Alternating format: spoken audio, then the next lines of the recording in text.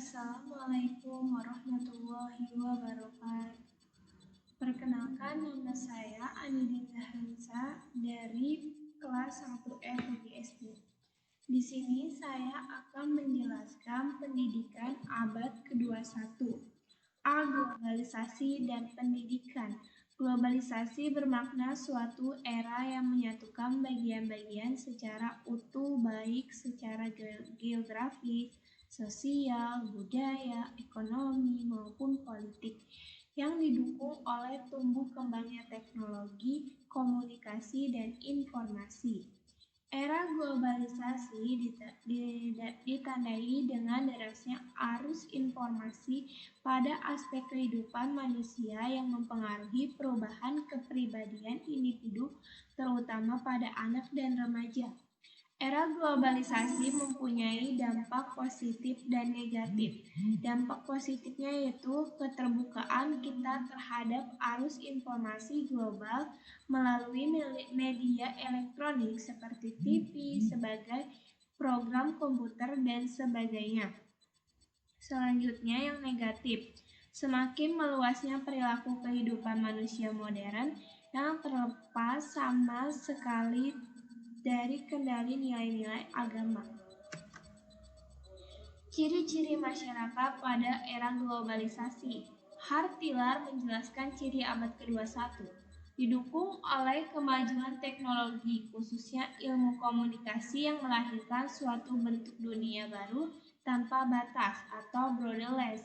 Umat manusia telah menjadi satu dan sejalan dengan itu lahir kesadaran untuk menjalankan hak dan kewajiban manusia. Lahirnya masyarakat megakompetensi Hartilar 1099. Kedua, era globalisasi dan dampaknya. Era globalisasi melahirkan budaya global yang merupakan ancaman terhadap budaya lokal atau budaya bangsa. Lunturnya identitas bangsa berarti lunturnya kesadaran kita terhadap wawasan Nusantara, berkurangnya kesadaran wawasan Nusantara sebagai salah satu tali pengikat kita sebagai bangsa. Berarti lenyapnya bangsa kita sebagai salah satu tali pengikat sebagai bangsa. Lenyapnya bangsa kita terhadap suatu bangsa yang merupakan anggota dari masyarakat global.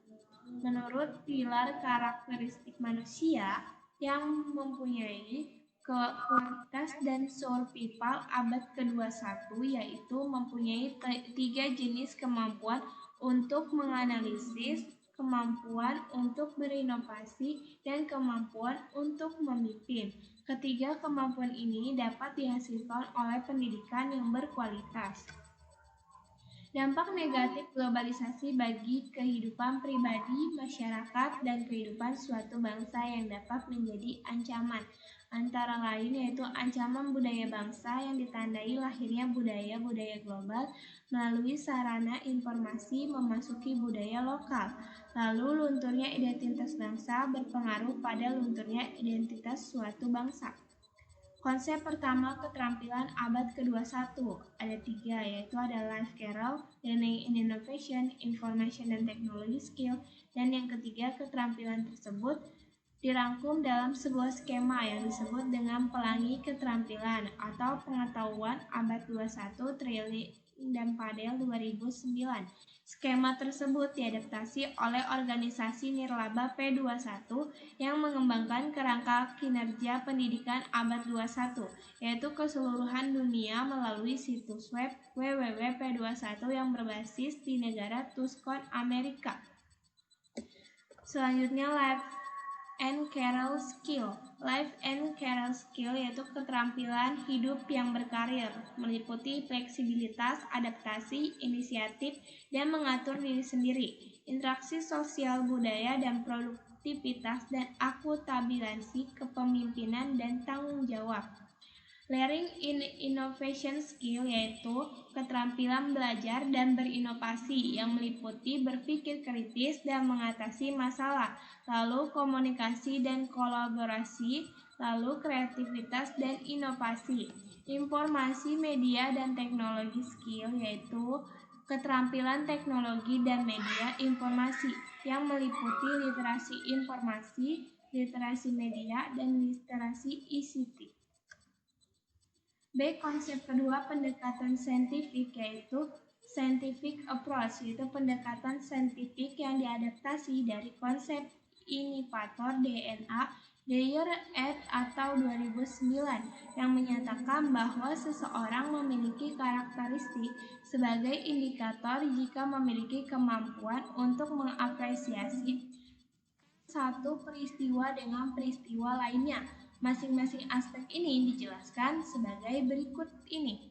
Associating yakni kemampuan untuk menghubungkan sesuatu yang kelihatannya tidak memiliki scatter, hubungan masalah, pertanyaan, atau gagasan dari berbagai aspek yang berbeda, merupakan pusat dari DNA innovator. Questioning yaitu kemampuan untuk bertanya tentang sesuatu hal yang berkaitan dengan banyak masalah telepon dengan desain. Dalam silabus questioning diturunkan menjadi bertanya. Lalu yang C itu observing. Seorang inovator melihat ke sekeliling dengan teliti, termasuk diantaranya teman, keluarga, lingkungan, dan masyarakat. Dalam silabus observing diturunkan menjadi mengamati dan mengobservasi. Yang D networking. Inovator meluangkan banyak waktu untuk menemukan sesuatu yang baru. Dalam silabus networking diturunkan menjadi membangun jaringan, mengkomunikasikan, mempresentasikan, atau menyajikan. Lalu yang E, experimenting, yaitu inovator secara konstan mencoba dan mengimplementasikan gagasan baru. Inovator mengeksplor dunia secara intelektual dan secara praktik, menemukan dan menguji hipotesis secara berkelanjutan. Dalam silabus experimenting diturunkan menjadi mencoba, mencipta, membuat, dan melakukan eksperimen. C. Konsep ketiga yaitu penilaian autentik. Authentic assessment salah satu elemen perubahan yang ada pada kurikulum 2013 adalah penilaian autentik. Penilaian autentik digunakan pada pembelajaran dengan pendekatan saintifik atau yang memiliki karakteristik berikut ini. Yang satu yaitu penilaian berbasis kompetensi. Yang kedua, pergeseran dari penilaian melalui tes, lalu mengukur kompetensi pengetahuan berdasarkan hasil saja, lalu menuju penilaian autentik, pengukuran kompetensi, sikap, keterampilan, dan pengetahuan berdasarkan proses dan hasil. Lalu yang ketiga yaitu memperkuat PAP, penilaian acuan patokan, yaitu pencapaian hasil belajar didasarkan pada posisi skor yang diperolehnya terhadap skor maksimal. Keempat, penilaian tidak hanya pada level kompetensi dasar, tetapi juga kompetensi inti dan standar kompetensi lulusan.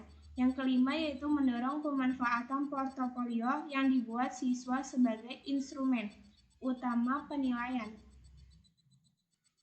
Penilaian autentik adalah pengukuran yang bermakna secara signifikan atas hasil belajar peserta didik untuk kerana sikap, keterampilan, dan pengetahuan. Istilah penilaian merupakan sinonim dari penilaian, pengukuran, pengujian, dan evaluasi. Istilah autentik merupakan sinonim dari asli, nyata, valid, atau reliable.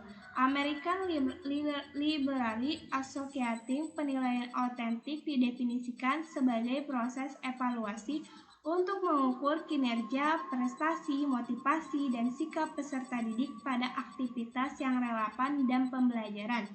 Lalu yang penilaian autentik terdiri dari berbagai teknik penilaian. Pertama yaitu pengukuran langsung keterampilan peserta didik yang berhubungan dengan hasil jangka panjang pendidikan seperti kesuksesan di tempat kerja. Yang kedua, penilaian atas tugas-tugas yang memerlukan keterlibatan yang luas dan kinerja yang kompleks. Ketiga yaitu analisis proses. 4 pilar menurut UNESCO, yaitu ada learning to know, belajar untuk tahu. Pilar ini dimaknai sebagai upaya hanya sebatas untuk mengetahui, yakni belajar yang lebih menekankan pada ranah kognitif. Lalu yang kedua yaitu learning to do, belajar untuk melakukan.